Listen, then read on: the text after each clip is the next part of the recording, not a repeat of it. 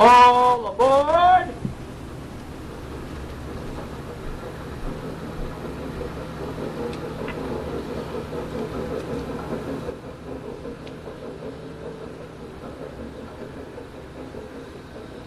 Next stop, Chicago Junction.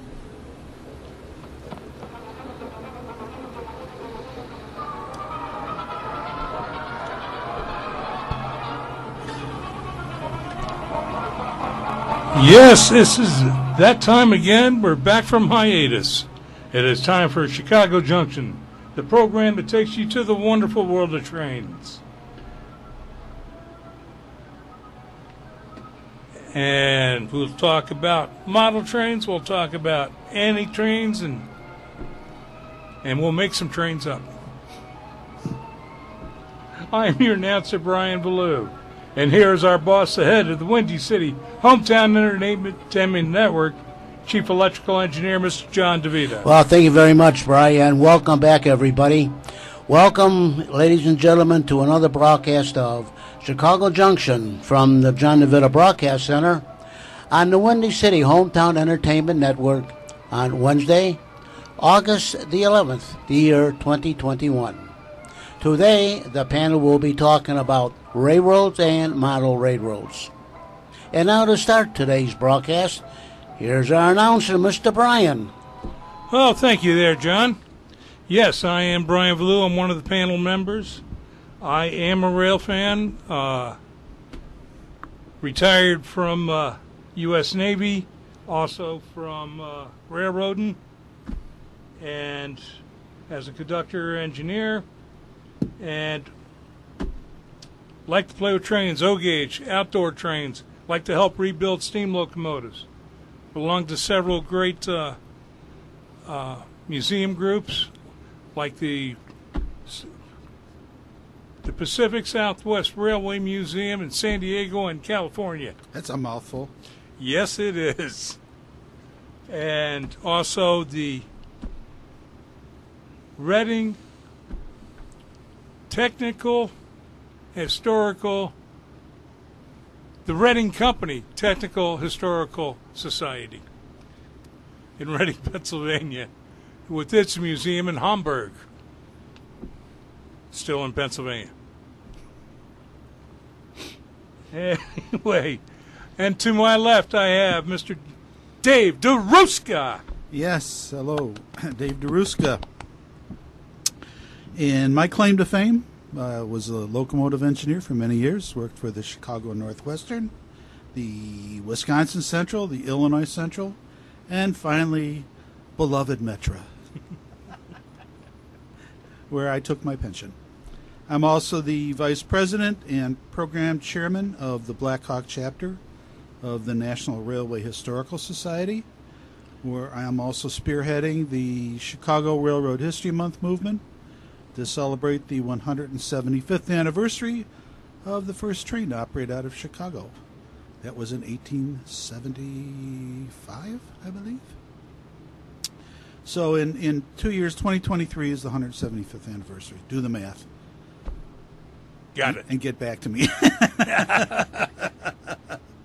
I was coordinating our Facebook page, but I have currently taking a hiatus from Facebook, so other people are hopefully taking care of that. And that's about it. Okay.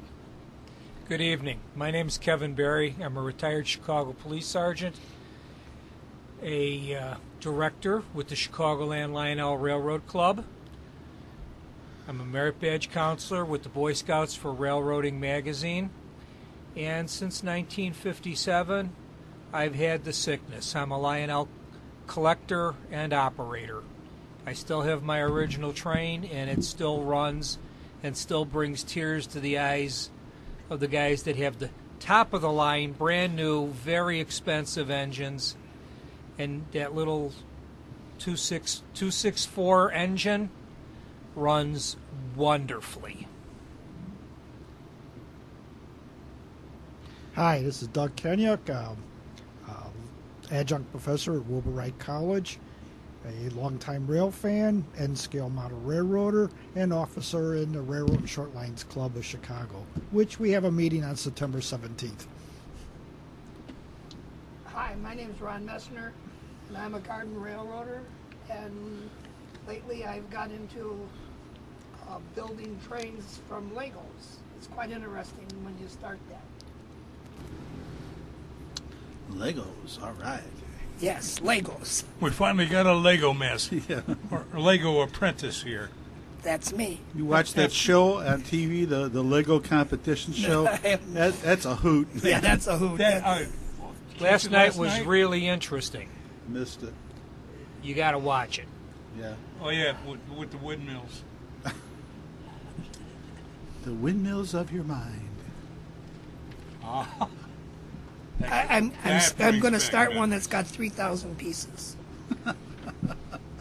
Make sure you count them first. Yeah. No, I won't count. You're a better man than I am, McGurk.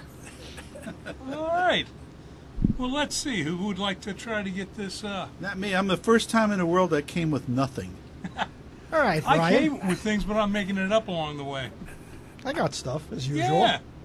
All right. Well, our wonderful governor yesterday signed a bill creating the High-Speed Rail Commission. Now, correct me if I'm wrong, but didn't they just spend a whole bunch of money fixing up the track for a high-speed line? But it says here he signed a bill authorizing the formation of the Illinois High-Speed Railway Commission. The commission will be responsible for creating a statewide plan for high-speed rail and feeder network connecting Chicago and St. Louis. The line will integrate with existing Amtrak, Metra, and intercity bus services and connect the Illinois cities of Decatur, Moline, Peoria, and Rockford. The commission is tasked with conducting ridership studies and issuing its findings and recommendations, frequency of service, and implementation of the high-speed rail plan. Commission members must provide yearly reports and be assisted by IDOT. The proposed high-speed rail line would start at O'Hare Airport in Chicago and offer a 127-minute ride to reach downtown St. Louis. Trains would stop at Champaign-Urbana in less than an hour and Springfield in 78 minutes, and a trip from Champaign to downtown Indianapolis would take a half hour.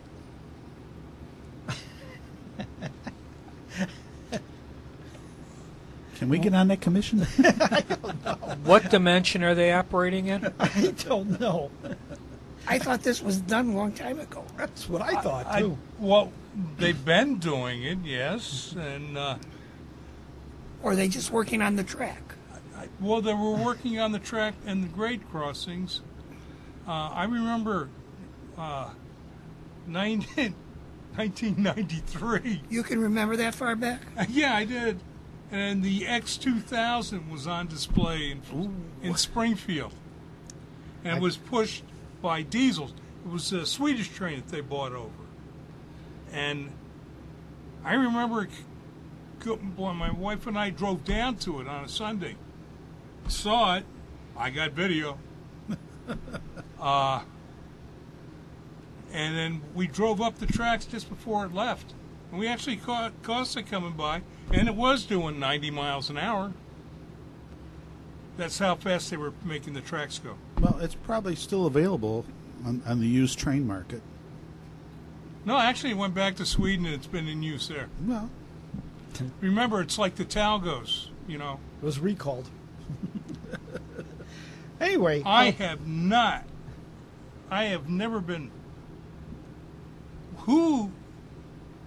Does anybody ever work for a railroad anymore? Nope. When they become the leader of something.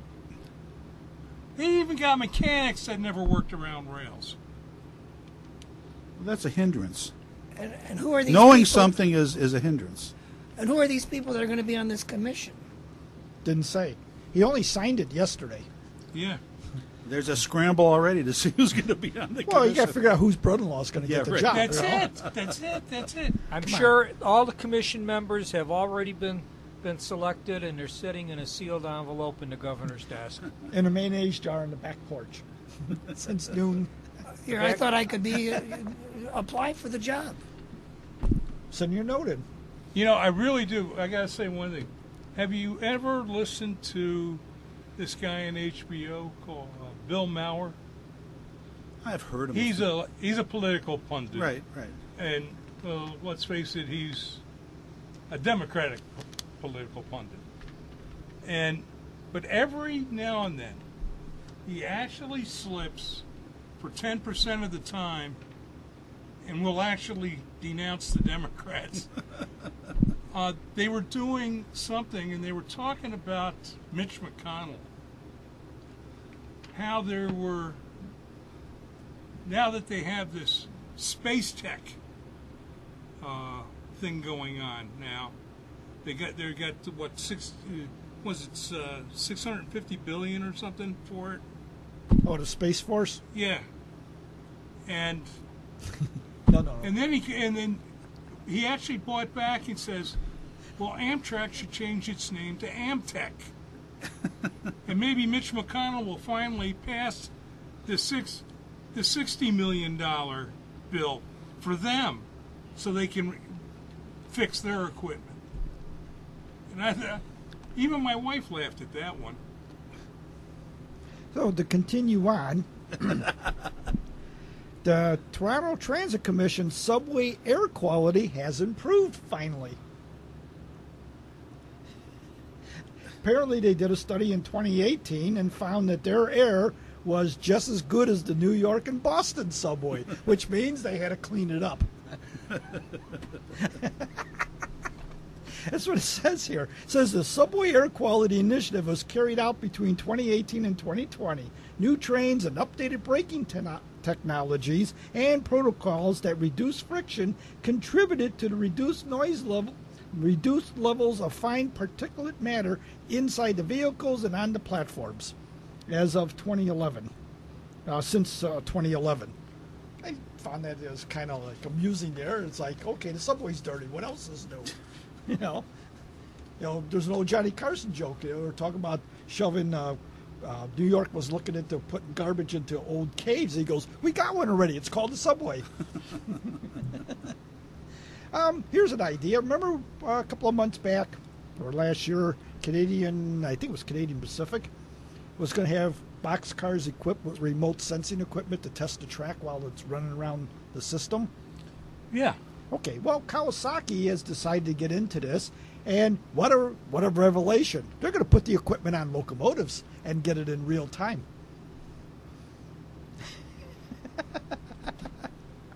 So here you got this little motorcycle on the locomotive that's going to check the track and report back in real time so that the track guys can find out what's wrong with the track while the train is running over it.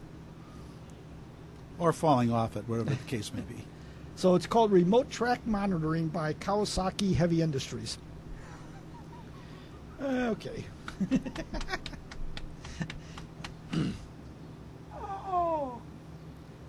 In other news,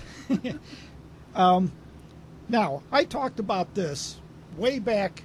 I had to look it up. It was back in the 60s. Santa Fe said at some point up the road, their freight cars will deliver themselves from terminal to terminal. They actually had a thing at the Museum of Science and Industry, and everybody, ha, ha, ha. Now we're talking about driverless trains. Well, Finland's going one further. They're actually going to have freight cars that deliver themselves. They're testing it out. Now, lucky for us so far, they're testing it inside heavy industry grounds. So when they needed a freight car to move it from one building to another, instead of having a switch engine do it, the car will deliver itself from one position to another. Automated freight cars. Now, it's just a short leap to take it out into the real world and say, okay, this car's got to go here, this car's got to go there, and you got all these freight cars running up and down the track. So they're testing it right now in Finland. Automated freight cars. You heard it here first, folks. We're going to have the Noid. Yeah. Right. And on the Long Island Railroad is now tied their train capacity to Google Maps. So if you want to find out if your favorite railroad car is filled with people, you can go on Google Maps and find out. And the article explains how they're going to figure out if the car is full or not. They'll have weighing points along the right-of-way, and if the car is heavy, they figure it's full. If the car is not heavy, it's not as heavy as it should be, it's empty. And I'm like thinking, gee, just put about 10 rail fans in there, and that's it. That car's going to be considered filled. Anyway, and they said they got the system from Sydney, Australia, where it's being tested right now. And they do it by car weight.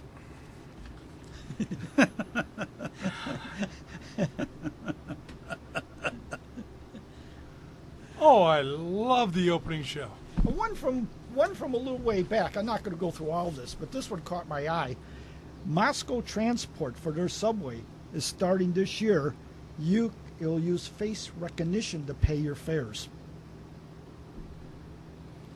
So instead of having the card or a button or an implant, you just walk up and it recognizes your face, opens the gate, and lets you in to use the subway.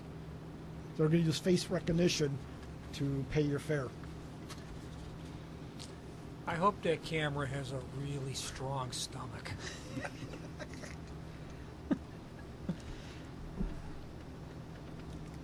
I'm telling you, technology is going to really mess things up. Yeah, right. That It's kind already of messed up without. that kind of technology exists. If you've ever seen the YouTube on the guy that he was a reporter, he went to China in one of their big cities that has facial recognition. Yep, that's up in the And northwest corner. they literally tracked. They gave this guy a 5-minute lead. 6 minutes later, he was in the custody of 2 officers. Yep. Yeah, up in that Just, area with just the... walking around, not doing anything, in a city of 500,000 people. no, it's actually 5 million. 5 million people? Okay. The area that's that city that's in the middle of that Uyghur area where they're, where all the political controversies going on. So that whole city has been wired, and there's a camera every block. There's cameras everywhere, and everything's being monitored through facial recognition. And they got checkpoints in there and everything. The technology exists. It's just, what's it going to cost to do it versus what they're going to recover against it. It's possible, but man, I don't want to be the guy that has to wire it or repair it. And finally, on a happy note, we got 2 new short lines again. One's called the East Chicago Terminal Railroad. It's 467 feet long, over on 3600 Michigan Avenue in East Chicago. Now, it's a real railroad. Looked up their website. They finally put a website out, and the first thing I caught my eye on it was they could store 300 railroad cars on it. And I'm like, let's see now, 470 feet. The average freight car, let's say, was 40 feet. That's 10,000 feet of track you need. 467? New math. Anyway, I suspect they're going to put some more track in that area because I looked at it on the Google Maps, and it was once an old warehouse. And they're trying to set up a transload there. And the other one, this one caught everybody by surprise because it was not posted in the STB yet. However, it's on the company's website, P&L Transportation, which owns Paducah and Louisville, Appalachian, Ohio, and Evansville Western. It's also, I checked the Secretary of State site, and it's a licensed company, Midway Southern. As near as I could figure, they're taking over the container switching from CSX on the south end of the BRC yards. That's my best guess at the moment. There's no other information. They're out on a hiring binge. They're going to hire like 10 engineers and 20 conductors. Well, see, that's what CSX is doing. They're actually getting rid of a lot of what they consider stuff they don't need. Yeah, like the railroad. Well, no, It's just gets in the way of business, Yeah. Well, I mean, go through the New River Gorge. You go on CSX, and then you go on another railway for 30 miles, and then you're back on CSX. They didn't want to take care of all the switches and interchange in between. So they sold it to another company. Their main line. And it's your turn, Brian. Well, I got good news. Hey, big boys out there, making its run to Texas. And it will be on display on the 27th in St. Louis. It'll be making, once it goes through Texas, it'll come up the Mississippi and park at the Arch to be on display for the day, basically where they put the American Freedom Train. And before she starts heading back to towards Omaha. And, well, actually, because they'll go through and then it'll stop in Jefferson City in Missouri. So if anybody wants to be a nice day trip down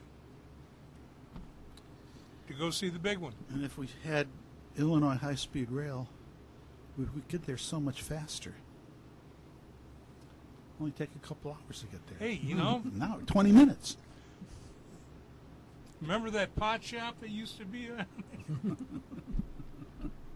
Dave's not here, man.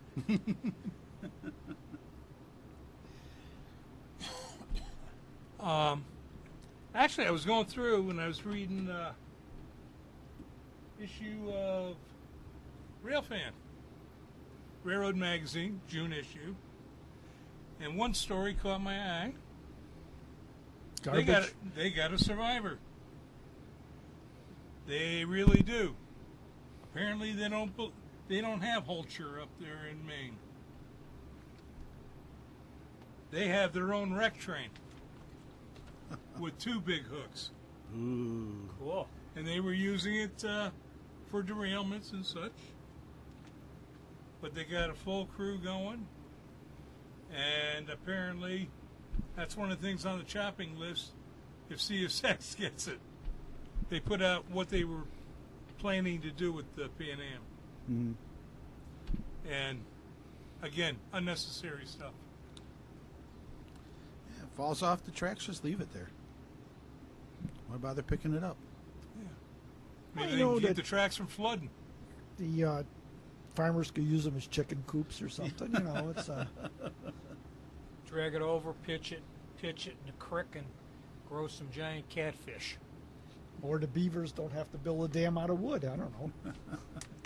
But no, apparently there's been a lot of good things happening. A lot of the museums have been opening up. Slowly but surely, excursions have been running both in the east, through the Midwest and all.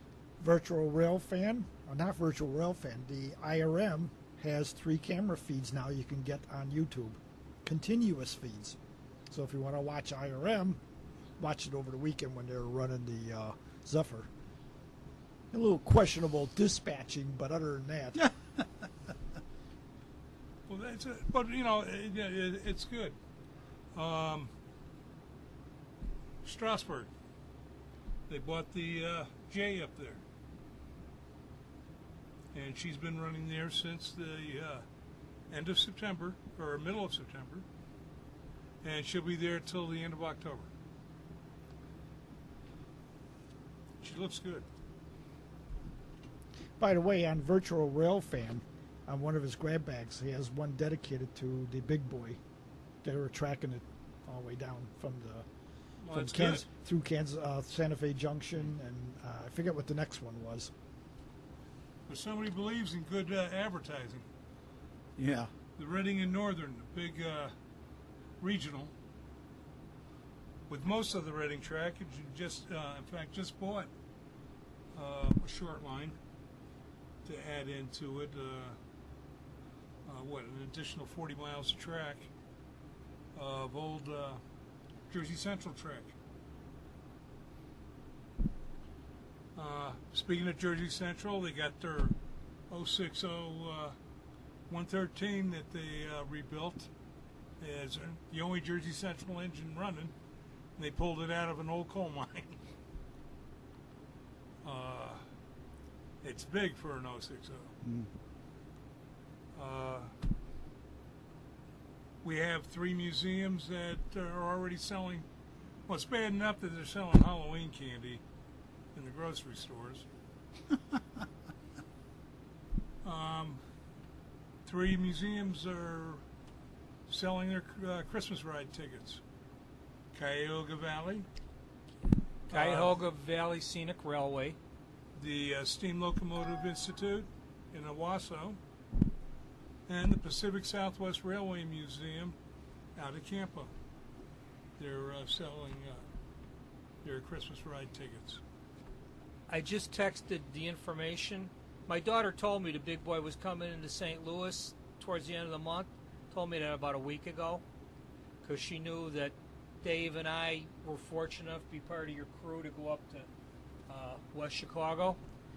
And I just texted her the information you gave me, and I got back a extremely excited cool with an exclamation point. Cool. She wants to take my grandkids to go see the big boy. But the things are moving along in the east. Finally, everything's slowing down. East Broad Top slowly rebuilding the track. Solar rebuilding locomotive number 12. They hope to have it running by November. They're talking. If all the parts make it in, they're getting their stay bolts made by East Broad Top now. Of course, the Trolley Museum's doing good there, and of course, running the Valley Forge, which is Electroliner number 2. They're doing good. So we got a couple train shows coming up. They finally had the first train show out at DuPage. Yep, I was there, selling posters. Sold the whole tube. Didn't see you there. Where were you? Well, we were pretty close to the main entrance. Really? Yeah. Didn't see That's you there. funny because I was walking around there too. Yeah. But it was fun because I see some people saying, yeah, it was 95% full capacity. And I'm sitting there, I looked at too many tables there in areas. Nah, maybe 2/3 full, not 91%. But they got a show's going to be coming up in October in Woodstock, where layouts will be in abandoned buildings, so people can go look at them and maybe rent the building. Also, Huntley Fall Fest is coming up, and that's going to be the 3rd week in September, 4th week in September, that weekend. And the also National Rail Safety Week will be starting 3rd week in September. Anything else? I got a little bit. I got my copy, the September 2021 edition of Classic Toy Train, and page 26 and 27 has a 38-item photo layout of buildings and structures being offered by Menards.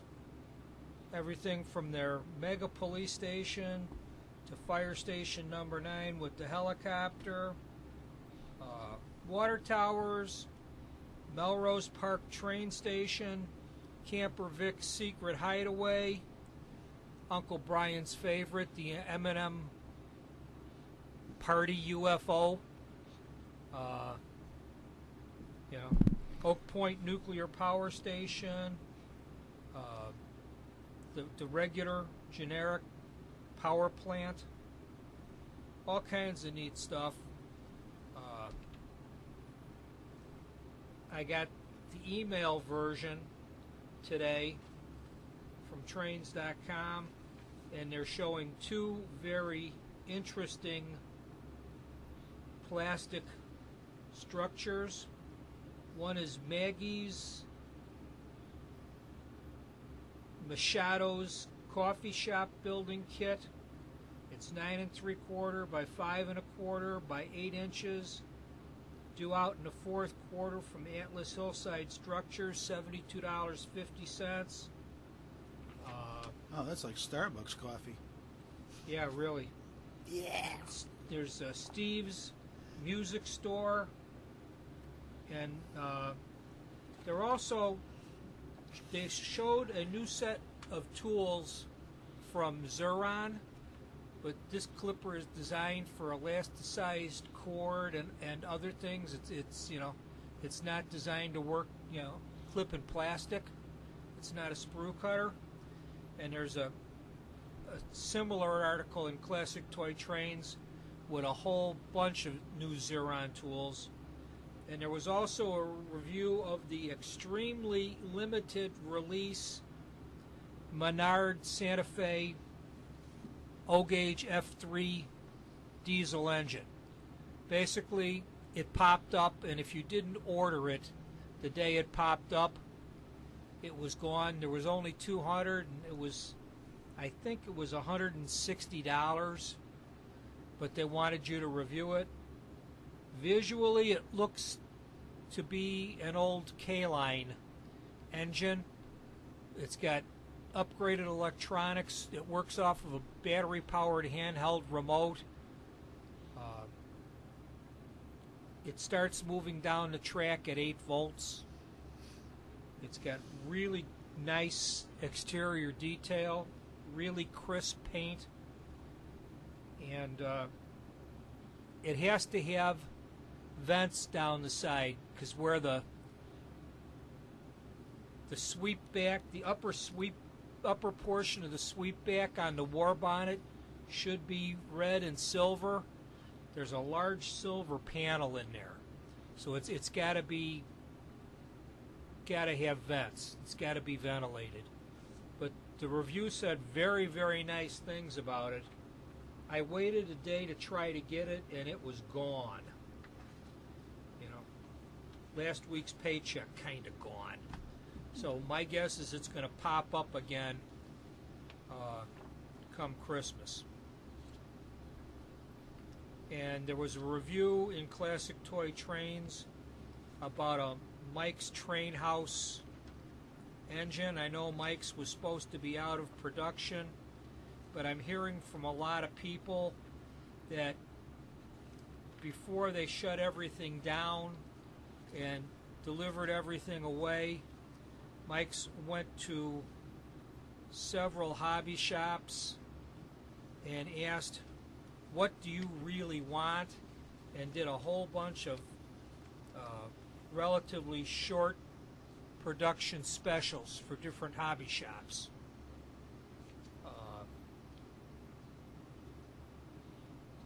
The one they talk about in Classic Toy Trains is a U30C, and it's in Burlington Northern black over green markings, pre-merger.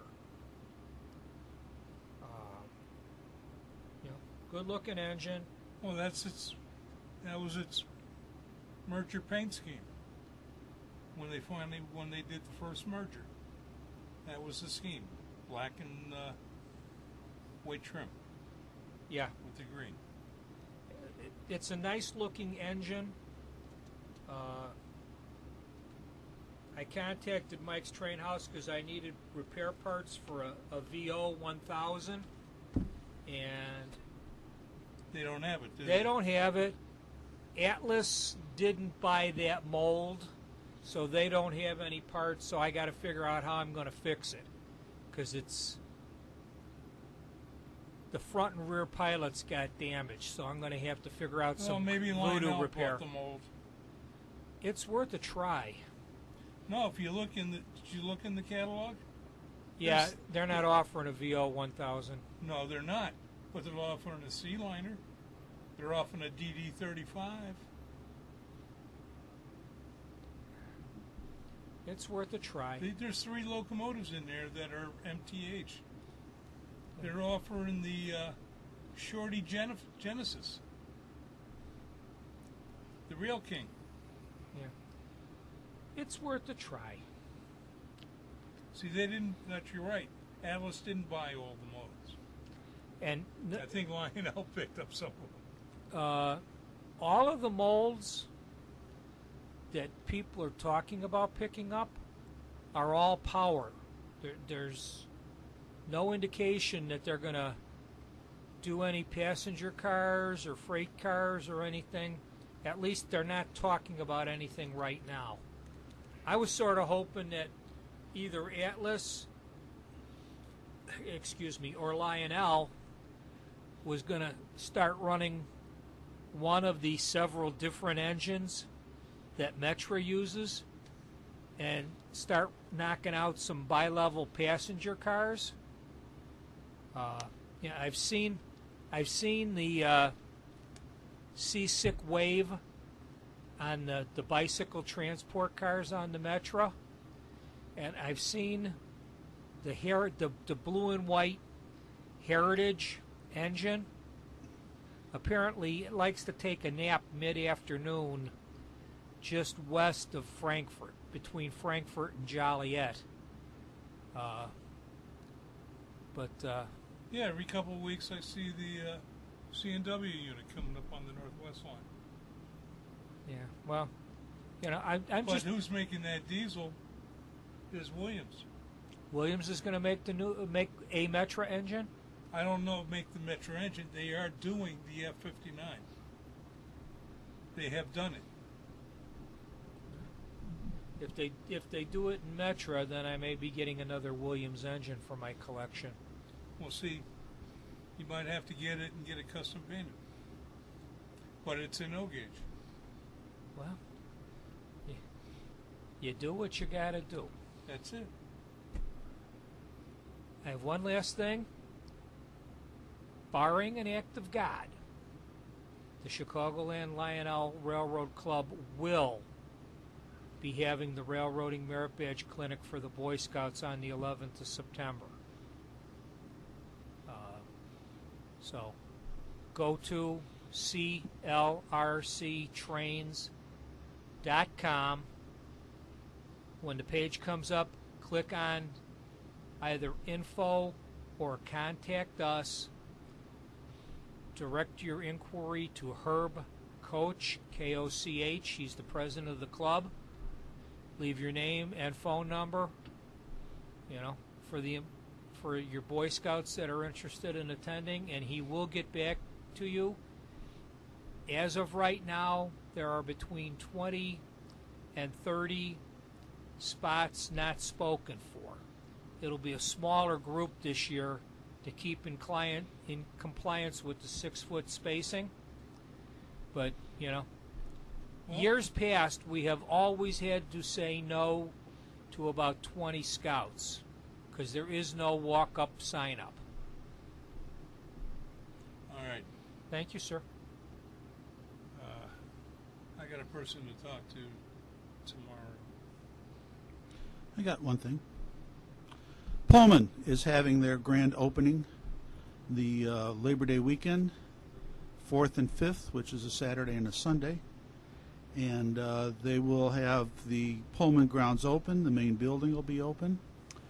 There will also be some private Pullman rail cars on display and open for viewing on the Metra tracks at 111th Street.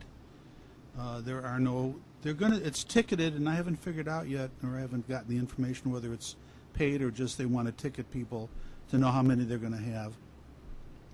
And it's all same-day sale, same-day ticketing. There will be no pre-ticketing for the event. So it should be interesting. On the Friday, I guess they're having a big event for the media and probably important personages, of which I am not one. And I think at that time they will be revealing their new poster that they will be selling, designed by Indiana artist Mitch Markovitz, who also designed our Chicago Railroad History Month poster. And so it's going to be a big deal. Should be nice. Right now they're trying to sort out how to deal with crowds and how they're going to keep people safe. I think masking will definitely be required because it's a federal property, and they will be adhering to federal rules. Or they could have called it Pullman Palooza and not worry about it. Just like you could have had Lionel Palooza, you know. You don't have to worry about compliance then. Yeah.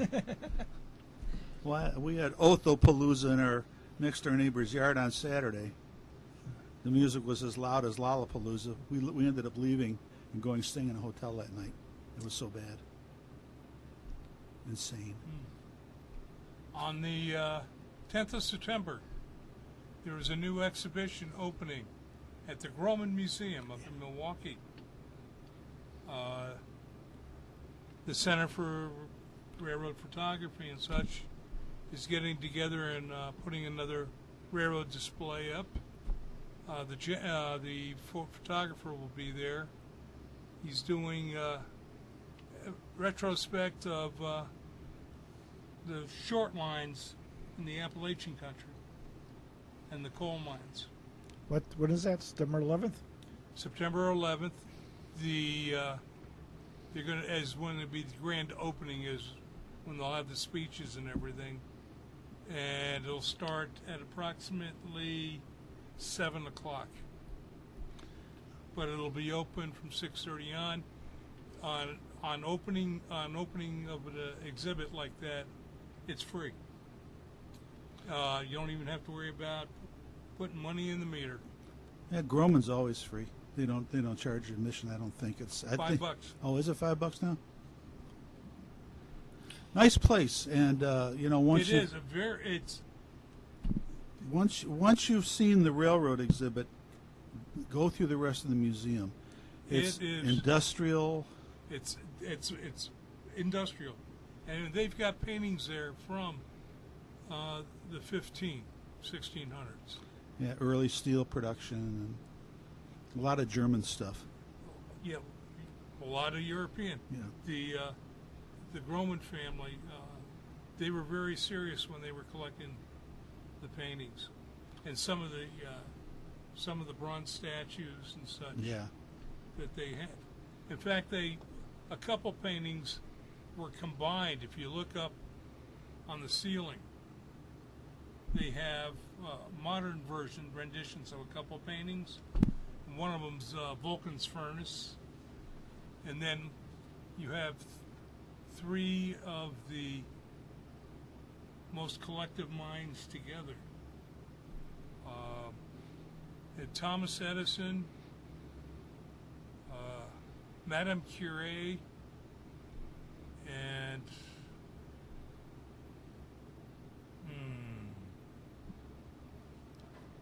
I think Da Vinci.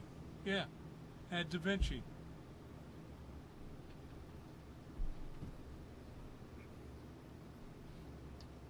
And it really is worth it. 3 floors, even got a nice opening garden. Yeah. Rooftop deck. Yeah, the rooftop deck with statues. They had specially made bronze statues to line around the roof of the building. I mean, the building served as a bank. And before that, it was a Cadillac dealership.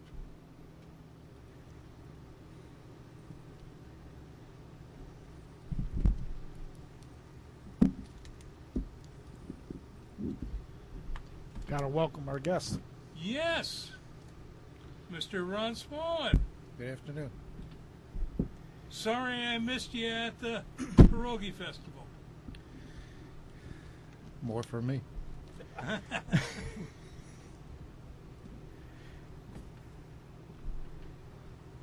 was a good year this year. Finally to be back out doing something like that. First one. Since Valentine's of last year.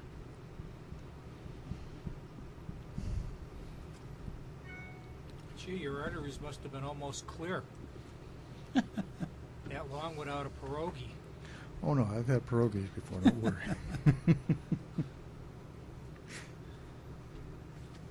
Probably a few George Webb hamburgers in between. Shh. Got some older stuff from 2 months ago. Ooh. U.S. Steel had TransStar sell all its rail lines to Fortress Investments. Ah. Yeah. Fortress, I think Fortress owns the Florida East Coast. Bright Line now. I think they own the They had one up in Maine when they had the crash. They took that one over too. So they're making a big splash into the short line market. Washington Metropolitan Area Transit Authority, the one that had the crash, and they told them, better go fix your electronics up before you have another one. Rolled out stuff for the Android only, where, and it's the usual stuff. You could look at the interface, nice looking interface, real-time capacity tracking. Here we go again, way to coaches. Locate train location, but the best one was the ability to bookmark your favorite trips. It's a subway train. What could be your favorite trip? Why would you want to bookmark your favorite trip on a subway? And it's available in 6 languages. Well, maybe you're bookmarking the scenic route. You only got one route. I mean, how can you have a favorite route? Okay, you were talking about Washington, D.C., right? Right. They have, it's one over company, but there are, it's been a while since I've been to D.C., but there were 4 or 5 different routes, coming in and joining and passing and everything, because you could lose an aircraft carrier in the big passenger station in the middle of D.C. There's like 2 or 3 levels, and you got to go 60 foot down from the surface to get to the first landing. So, we stayed out in Arlington, beyond the apparel center or apparel city, and we traveled into the city, and then we hopped different lines that they had to, you could go to Foggy Bottom, you could go to market. That's it. In 1997, I was lucky to be carrying a cell phone. Didn't want one then, and not so sure I want one now. So you had the yellow line, the red line, blue line, green line, and I think there was a teal line. All I know is that we had to walk a mile from the mass transit to get to National Zoo, and it was the hottest day of the year.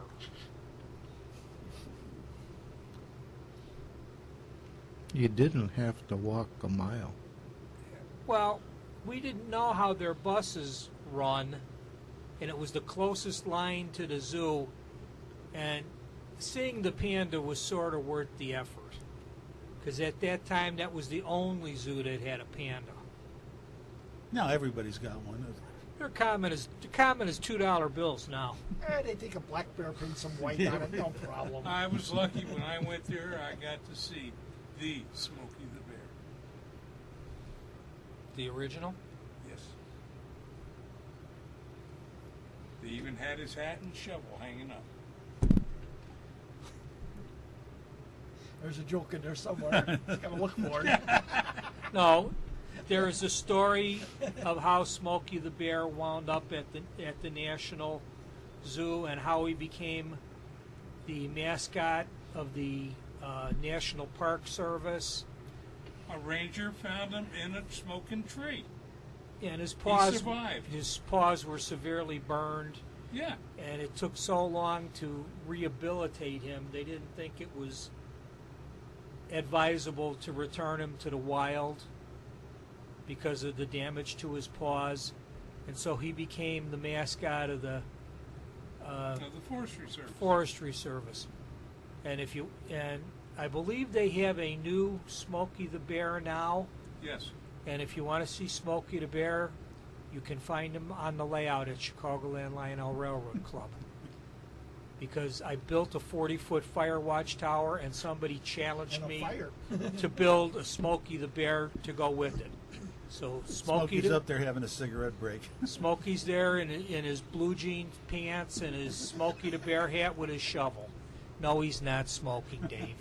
I think you sucked in a few too many diesel fumes. You may get to walk home tonight.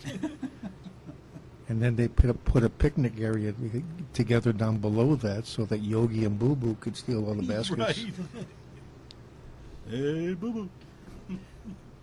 You guys got a drive-in theater, so you have to have a picnic area there somewhere. We do. Okay. We also have a TARDIS. Okay. Question. Sir? Spit it out. What volcano had its own railway?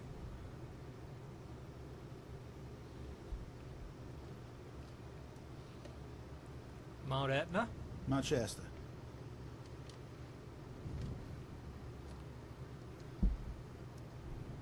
And then it had its own song.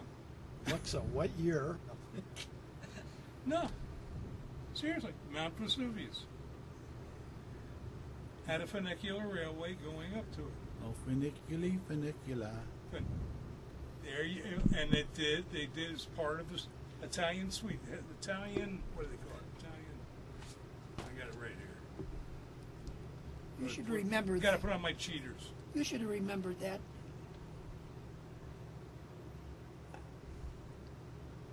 Us Italian. That's the song. The symphony, actually. Symphonic fantasy. But yeah, it was destroyed in 1944 and was replaced by a bus between Puglano and the lower station, and then they have a chairlift going from there up to the crater. Did anyone happen to see the Where you pushed it. CBS Sunday Morning where they did almost 10 minutes on the Manitou Cog Railway? Yeah. Very interesting. Complete rebuild, all $100 new million. cars. That included all the cars getting rebuilt. They actually finished it 2 years ahead of time. Then we know it wasn't a government project. I was thinking the same thing. That's it. And it rises up to over 14,000 feet. Yep. And it's still not the highest. I might be able to get my wife on that one. She's not fond of heights, but as long as she's doing the whole thing seated, she might be game. She like wine? They just booze them up a little bit. They don't care about the height. Anyway, one last thing from last 2 months ago. Caltran announced rail electrification delay.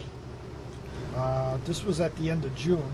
And they say the delay now for electrified service in California, I think this is out of San Francisco, is going to be delayed until 2024 or 2025.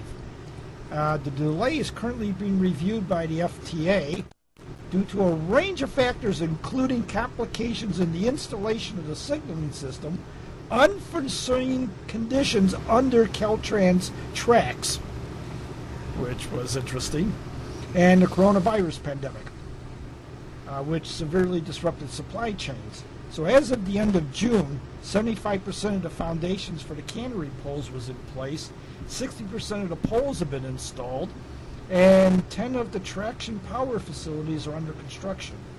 Overhead contact system has been installed in all of Caltran's 4 tunnels.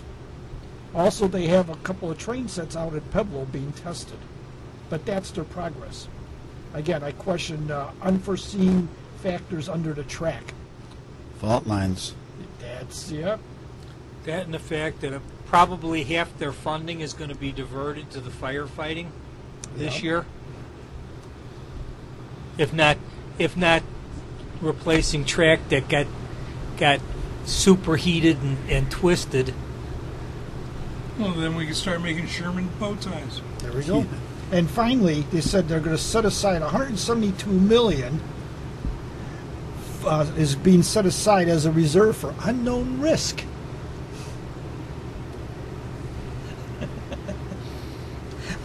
It's just, Nancy Pelosi's retirement fund? it could be. Oh, yeah. So it's going to be interesting to see if they finish it by 2024. Well, we've got, we also got a lot of wineries out there are going to be putting in for relief. apparently a lot of the red grapes absorbed a lot of smoke. Ooh. And they didn't realize it when they were squashing them and making up. And when the vintners went in and to check their wine after the incubation period, they went, somehow, didn't taste like smoked salmon, let me tell you. Well, wait a minute now. But they were all... Well, they age them in oak barrels that are, get smoky. They could sell the wine down in the South, where you just tell them it's barbecue with mosquito. Oh, we can say it's Cajun. Yeah, it's burnt. Cajun. Cajun. I guarantee. But yeah, they've been dumping buku gallons Beaucoup. of wine. They can sell it to the French. Put it in the river, makes it easier to fish. That's right. The NIMBYs would probably be upset about that. The NIMBYs would probably be upset about that. They haven't been mentioned so far tonight. Well, thank you. But, California is going to be a bigger mess for the next year or so. If you fly out west, it's harder than hell to get a flight back because all the diesel fuel is being diverted to airborne firefighter aircraft. And water shortage to start with, plus water shortage because of the firefighting. And they're saying that as a subsidiary effect of the firefighting, all the mountains are unstable. The roads are going to get closed with avalanches and mud slurries. I think 2 days into the big fire out there, they had a road closed, and they said it was going to be closed for like 3 weeks. It's just it's going to be a mess. California is going to be a bigger mess than it normally is. How are we going to tell? If I answer all that the crazy question, people are going to be moving back here. If I answer that question, we're going to lose our broadcast privileges. Mr. Smolin, what's up with traction and streetcars and stuff? Anything? The trolley pole. Yeah, right. What's going on in Milwaukee? Pantograph. Milwaukee's still doing good, Okay. except Yeah. the politicians are trying to shut down the streetcar again, but they're not winning because the mayor's still pro-streetcar, and the hop is still making money. Well, it's not losing money, let's put it that way. Is the casino still underwriting it or done? Somebody's still underwriting it right now, but it's still showing a profit, showing that it can survive. It is a fun thing to ride. Oh yeah, Did they get the extension done to the lakefront? they're working on that now. That hopefully I think they're talking about by next year summer for Summerfest or the following year, but I think it's next year. Just half the tracks are already there. It's just the last maybe quarter mile right there where the building is going up at that they didn't do anything. But the tracks from the main line to the lakefront where Summerfest grounds are, there's tracks there and there's tracks back, but it's just the basic about a block and a half circle that they have to build. But they have to build the building first because I guess the train's going to go through the building. Like a terminal. Yes. Well, not really a terminal, but basically the stop will be, under the building, but ground level. It's not going to be like an underground. Then they're talking now they want to go south, and they want to go, they were saying west also. So, and nobody's, well, like I say, some of the politicians are trying. Channel 6, if you watch Channel 6 out there, they're doing everything they can to undermine this thing, but nobody watches that channel anyway. Let me guess, it's Fox News, right? I don't know who that is now. And what's the story out in St. Louis? That little loop thing, is that thing still running or is that shut down? Right now it's shut down, And from what I heard. I don't know if it's going to restart. what was the rationale, other than the fact that everybody's complaining how much money it cost? That's all it was. I mean, there was people on that thing all the time. It's just, why do we have to spend money on this? It's like the CTA here. Did they really need a flyover at Belmont Avenue for the Ravenswood line that for the last 100 years hasn't had a flyover? And they had more trains back then too. Yeah. And they can't keep the schedule going, but they could move a building how many feet? 60. Yeah. And I thought it flyover, was less than. and the It was flyover's 30. going to No, it save was a a whole very 9 seconds. small amount of going one. Well, it's the same thing that they're doing in Jersey Mm-hmm. with the Lackawanna cutoff. Here they go. The governing towns along the way said, "Yeah, we really do need the train to come across. Let's get the tracks at the river relayed." And the governors, for some reason, in both states, want that money to go to widening the highways. Gee, who do you think spends more campaign money? The highway people? I think so. Well, that's what they did. What two states are we talking about?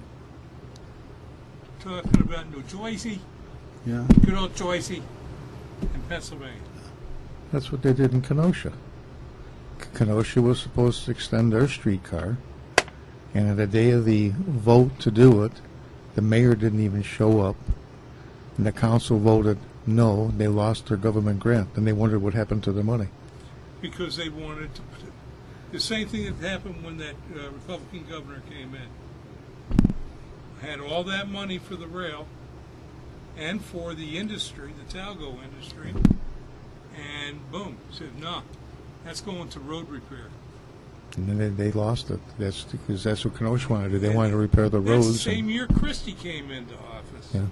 And he lost all the tunnel money. When he got out of office, the tunnel would have been finished. And what's the common theme here? Republican. True. See, You are walking home. no, listen. No, he's correct. They were all Republican. He can be correct and walk home anyway. And I have offended thee? hey, I'm Republican, and I'm pissed at them. Christie screwed it up. Okay? He has offended me. He needs the exercise of walking home. Can we talk about something pleasant? Have you got an update on the rebuild on the Yellow Jacket down in Nashville? Have you heard anything recently? 761 is operating with no problems. You've heard about that, right? That I to be perfectly honest, no, I did not hear about it. But there was a Yellow Jacket down in Nashville in Century Park. Yeah, it just got re-wheeled. Okay, cool. And they want to get it all done and put it back in service along the riverfront for excursions and stuff like that. And it had been under a pavilion, and it wasn't in bad shape other than several hundred pounds of pigeon decoration. Guano. You know, that beautiful white Art Deco stuff. Yeah, there's money in that there guano. Yes, there is. But, you know, it had gone into rebuild, and we sort of lost track of it for a little while. Well, the 761 that I was referring to is an East Troy. It's a North Shore. That's a silver liner. A 10-year they just had a restoration. big revelation reveal on that. Yeah, just about a month ago. Silverliner, was it? Yeah. I have yet to ride it, but I'll be out there this season to do it, yeah. I'm still trying to find a number board pin for the 2716, which is a C&O. I know where it's in residence, but they don't have a number board for it. a pin. I need the pin for my railroad vest. And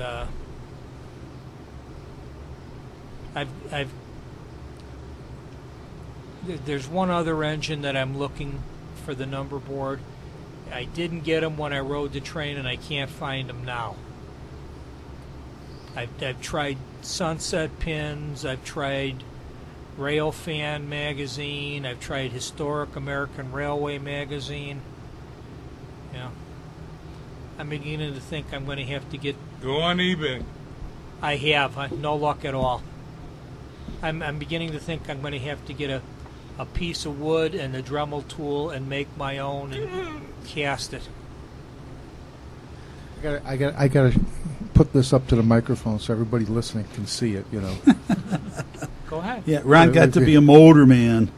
The old IC cars Highliners at IRM. A couple of weeks back, they had a you can drive it. Got about a quarter mile we ride. should have went.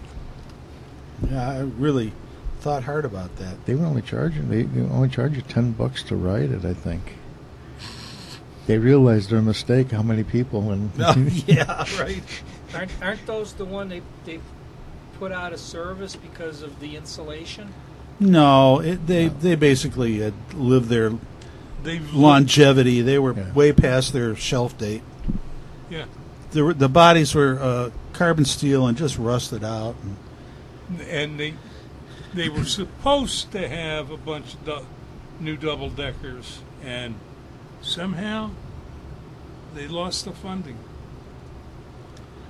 But there was asbestos. The cars were used a lot of asbestos in the construction. And the only thing is when the museums bought them, I mean, if you're going to do anything serious with them, you got to do asbestos abatement, or leave it sealed up in the car. You know, as long as it's sealed behind the wall, it's not going to hurt anybody. They did half-hour rides, so it was like I think they had like 6 people. So one person rode it west, and one person rode it east. It's only a quarter mile on the west end of the line. They started that at like 11 o'clock in the morning, I believe. At 7 o'clock at night was the last run. That's how many people they had. I was surprised you weren't there. Where? You could have rode Hey, your favorite train. Not too far for me to go. Excuses. John! Well, Mr. Engineer.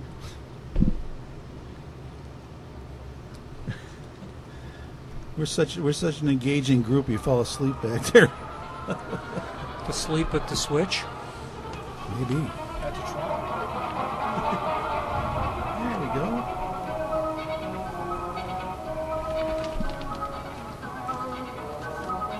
As our express comes into the terminal, we want to thank you for joining us on our journey through the wonderful world of trains. Chicago Junction is a production of the Windy City Hometown Entertainment Network and can be listened to on the web at www.windycityhometown.com, where you can listen to tonight's broadcast and all our past episodes. You can also sample some of the other fine programs being offered. Till next month, when we journey to a Chicago Junction, this is your announcer, Brian Valou, saying happy rails to you.